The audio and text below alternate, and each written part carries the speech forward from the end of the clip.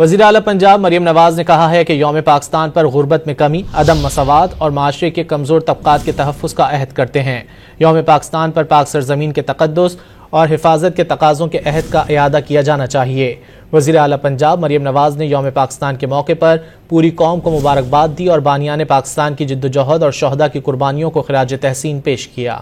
वज़ीर आला पंजाब मरियम नवाज ने कहा है कि यौम पाकिस्तान पर गुर्बत में कमी, अदम मसावात और माशरे के कमज़ोर तबक़ात के तहफ़्फ़ुज़ का अहद करते हैं। यौम पाकिस्तान पर पाक सरज़मीन के तक़द्दुस और हिफाजत के तकाज़ों के अहद का इयादा किया जाना चाहिए।